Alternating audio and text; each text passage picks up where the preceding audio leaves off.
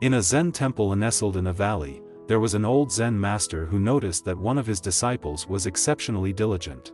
The disciple was either out collecting alms or working at the temple from dawn till dusk.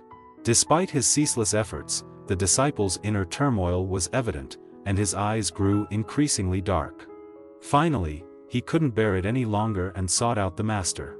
He said, "Master, I'm exhausted, but I don't see any progress. Why is that?" The old Zen master fell silent for a moment and then said, "Bring me the alms bowl you use." The disciple fetched the bowl, and the master instructed, "Place it here and go get me some walnuts to fill it." The disciple, unsure of the master's intention, brought a handful of walnuts.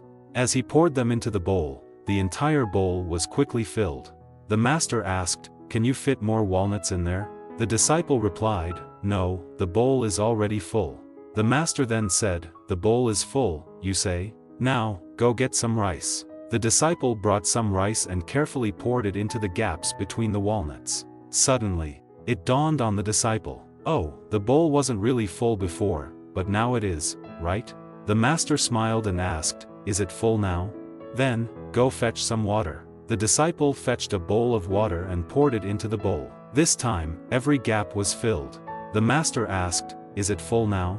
The disciple saw that the bowl was indeed full, but he hesitated to answer. He wasn't sure if the master had something else to add. The master then chuckled and said, "Now, go get a spoonful of salt." The master poured the salt into the water, and the water did not overflow. The disciple seemed to have an epiphany. The master asked, "What do you understand from this?"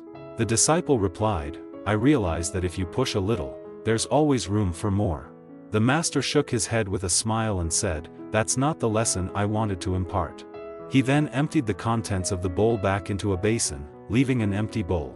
Slowly, the master started over, saying, "Previously, we put the walnuts first. Now, let's try it the other way."